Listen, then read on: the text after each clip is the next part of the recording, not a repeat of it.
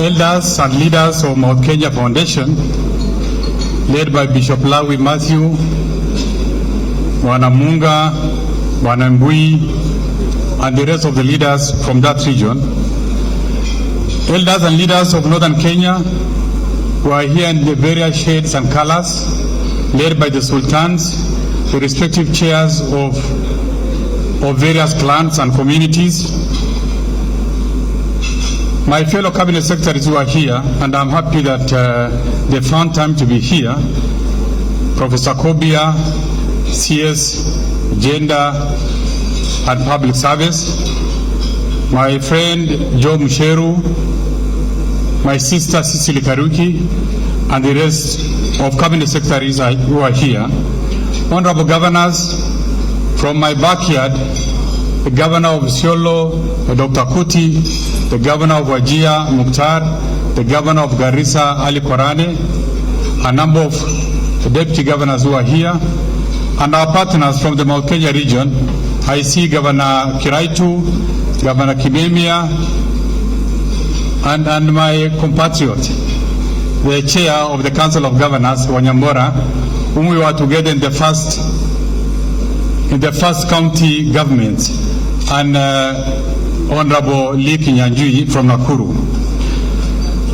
My neighbor and my young brother, Honorable Moses Lenokulal, who is now doing his second and last term, the governor of Samburu, and many other governors who are, maybe because I have not been able to recognize where they are, I want to thank you very much.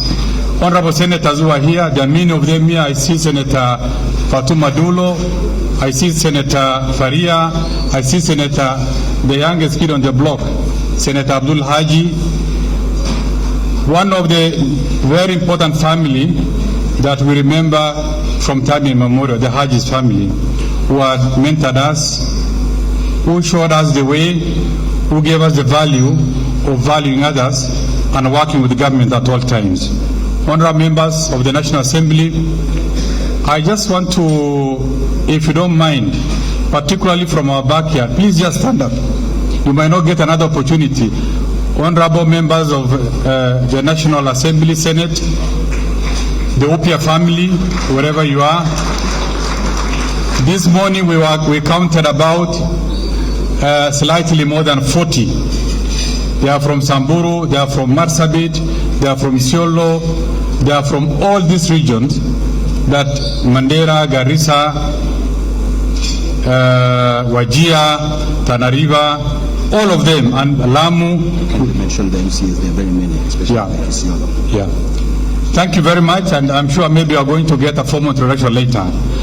Honorable members of the County Assembly who are here, please, I know because of the quota, we did not invite all the MCS of the ASAL areas, of the Upia family, Upia counties, because we are going to have a session in the course of, in the next 10 days with all our MCAs. We'll count more than 300 to 400, and we are going to have a meeting with them. But wherever you are, if you are part of the delegation, just please stand up for it so that we can recognize you. Karibuni sana. The chief administrative secretaries who are here, the principal secretaries, distinguished guests, ladies and gentlemen, good afternoon. Firstly, allow me to express my sincere gratitude to the distinguished elders and leaders of Mount Kenya Foundation for their recognition and invitation of the leadership of Northern Kenya under the Upia family, under the Upia movement. We do not take this gesture of friendship for granted, particularly noting the prevailing political season in the country, the constraint of time and the need to build relationship across every corner of this country, and that you found time and the need to invite us for this luncheon is a gesture that we do not take for granted. I have therefore no doubt in my mind of the good faith and intentions underpinning this unique get-together. It can't be for granted. It can't be taken for granted. And it can't be by coincidence that you thought about reaching out to us, building a relationship, and finding value in these vast counties is not a mean task. We may wish to know that the people of northern Kenya, in their ethnic and clan diversities, are interwoven by shared history, geography, and common socioeconomic circumstances. They are in many ways and so often defined by commonalities of hardships, sometimes known for insecurity, sometimes known for hunger and general deprivation. And that is the rallying call that brought us together. We think we have so much to share in common in terms of the sheer hardship that abound in those regions.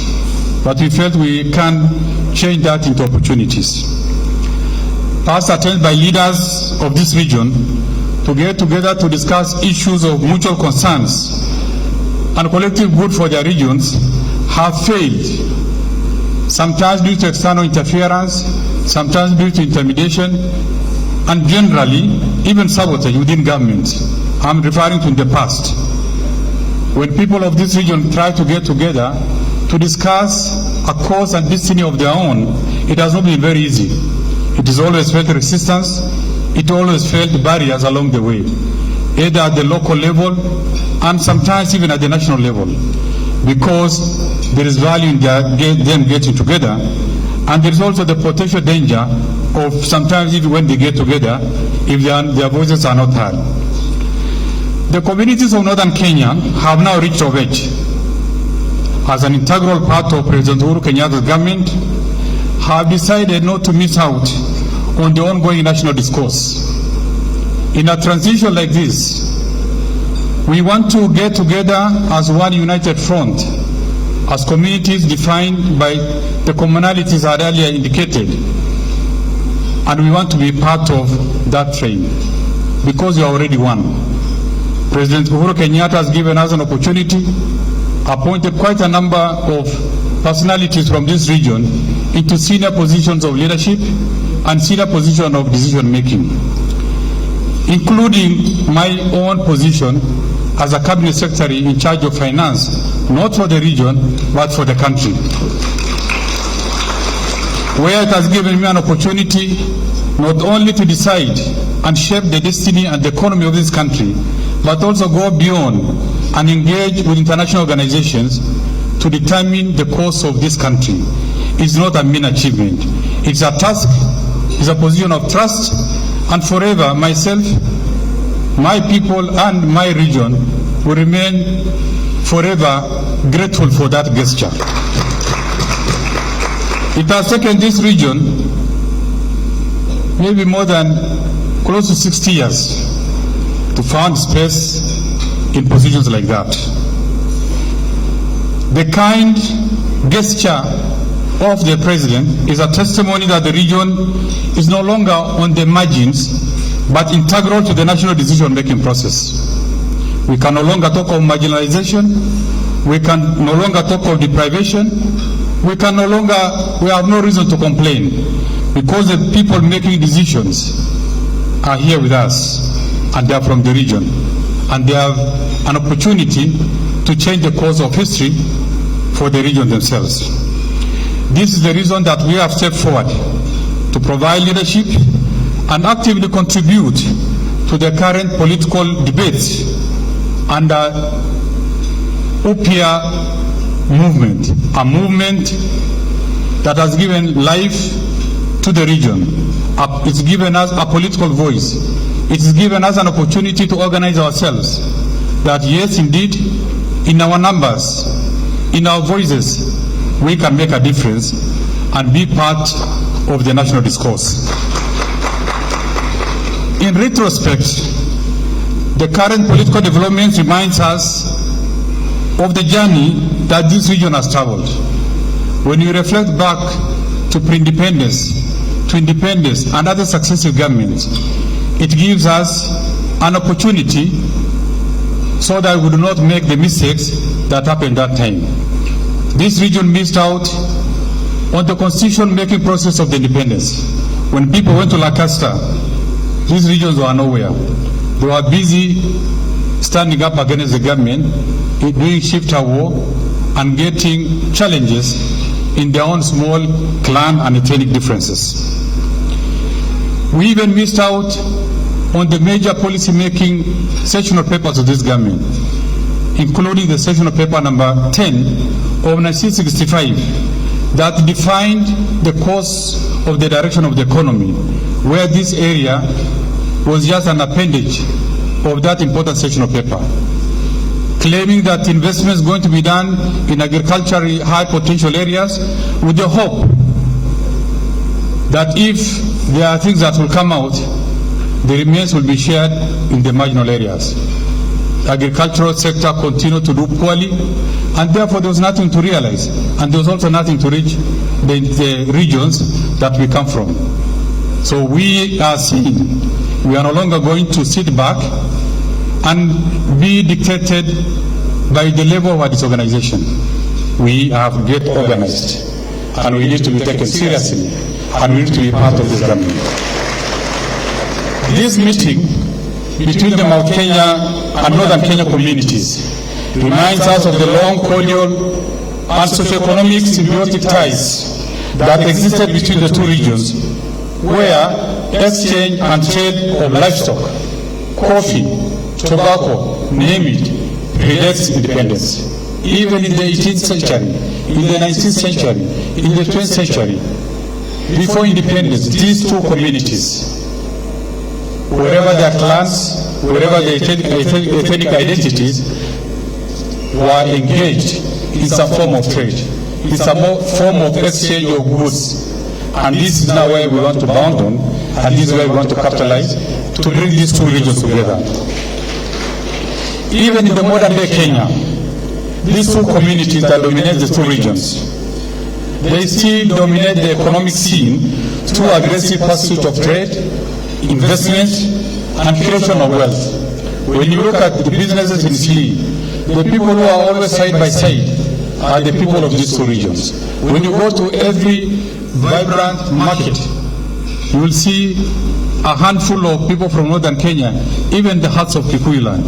And you will see these communities from central region in the huts and mines of people in the remotest part of this country.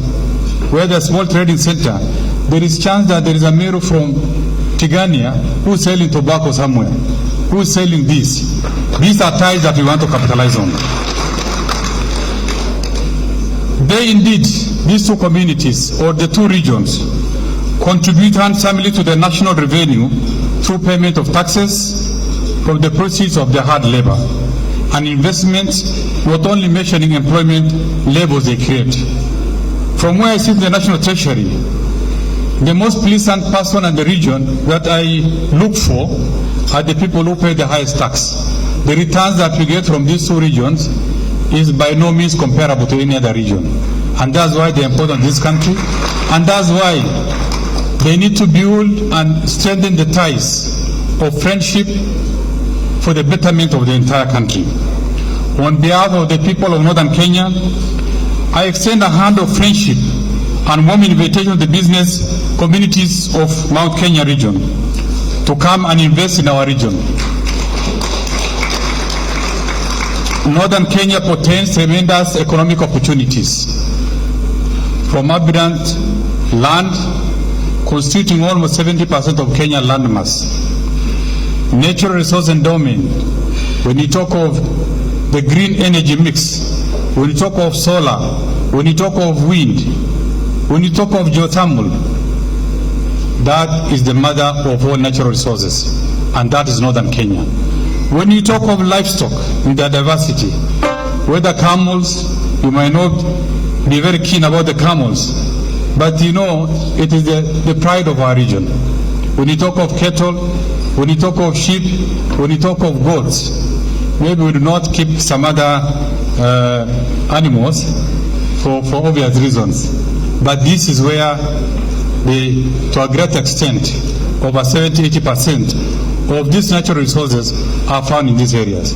When you talk of minerals, I know as somebody in the heart of government, the current survey about minerals that's going on in the country, to a great extent, they are found in Northern Kenya.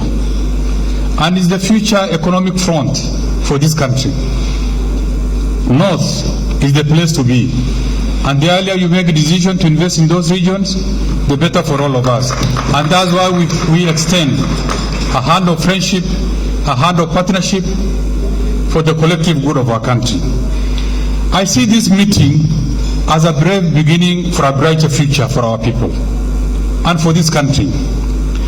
That's why we need to put aside perceived differences, because in reality I know there are no differences.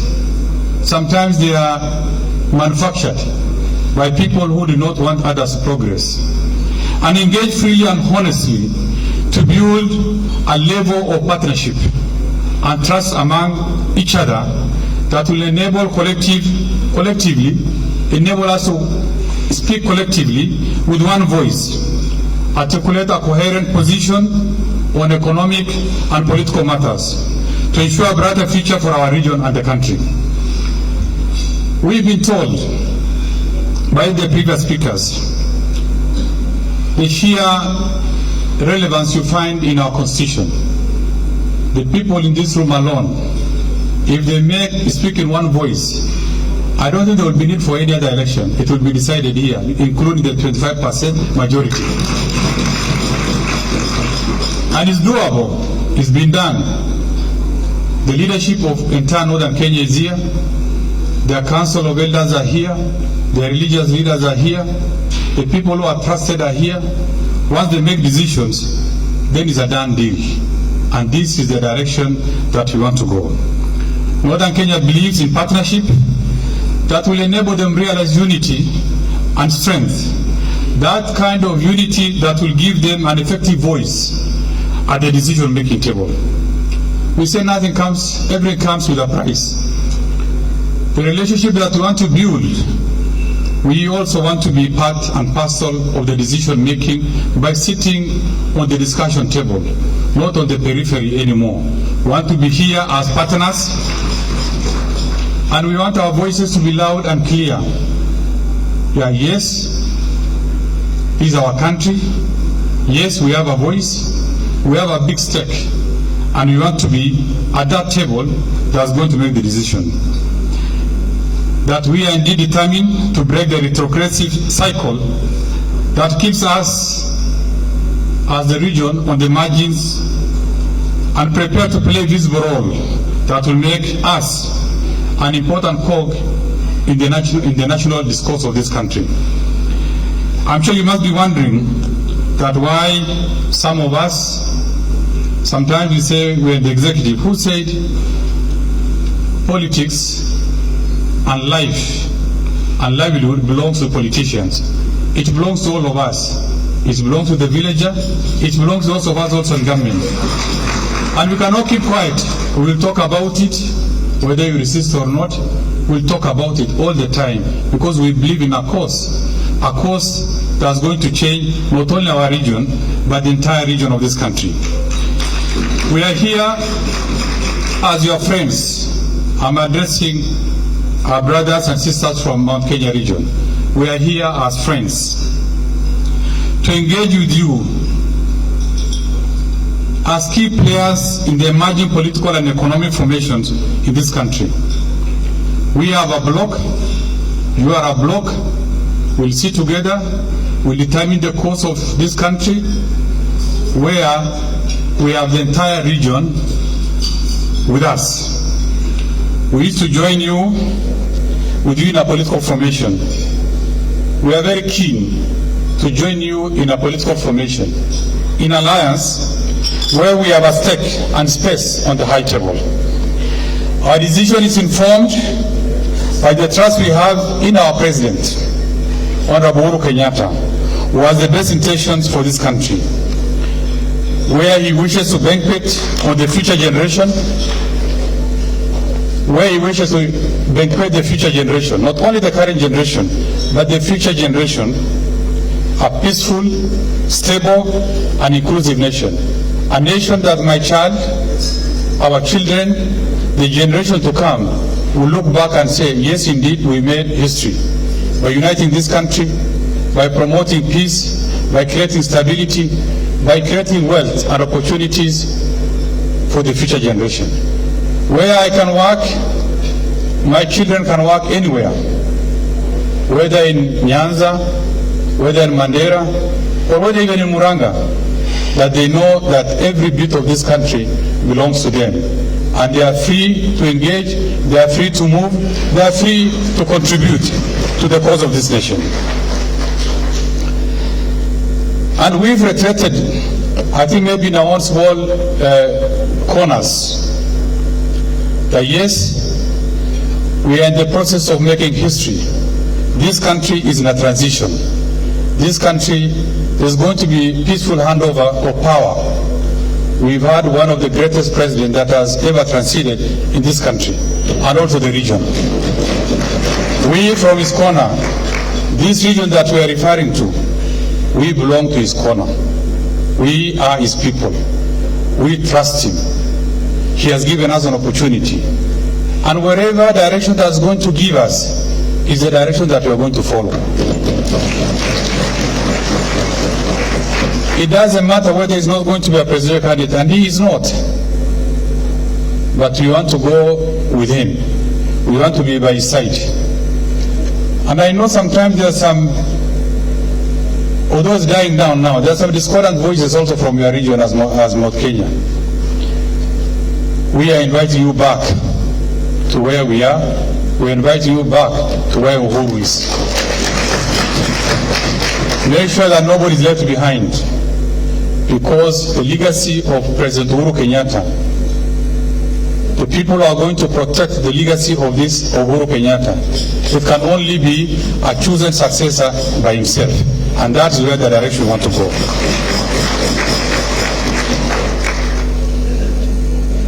He has given us his dreams and vision for this country has been very clear. That's why you see he's blind to whoever he gives opportunity. That's why some of us, because of his own decision, he trusts us with the past of this country. Because he knows we are Kenyan, because he knows that we can make a difference. And that's the direction we want to go. I want to wish you well. Nafikiri kwa niaba ya watu wetu, pengine sisi unajua tumetoka mali tofauti. Sisi kama jamii ya sehemu hii kaunti 10, kutoka Lamu mpaka Turkana, tumekuwa na mawasiliano si siku moja, tumekuwa na mawasiliano ya zaidi ya mwezi 3. Tumechambuana na tumejua nani yako na sisi, na tumetengeneza critical mass. 80% of our elected leaders are in this room. Almost, maybe there's only 1 or 2 governors who are not here. The rest are here. And almost all the senators are here. All the members of the National Assembly are here. We've decided to move on a conscious path. Even all the former governors are here. That we built one home called Upya. Upya ni movement yetu kama jamii ya sehemu hii, lakini tutakuwa na vyama tofauti. Kwa hiyo chini ya vyama tutashindana, lakini tutakuwa na sauti moja, ambao kama mtakubali, tunataka tumalizane mambo ya uhusiano kati yetu na ninyi. Tukiweka sahihi, wakati mambo inazungumziwa ya kuzungumza mambo ya Kenya, ninyi kwa ajili ya pengine idadi yenu mtakuwa watu 10, sisi pia tuko na haki, hata kama ni nafasi moja ama 2, kukaa kwa hiyo meza na kupanga mambo yajayo. Asanteni sana, Mungu awajalie, Mungu awarehemu. Nashukuru zaidi.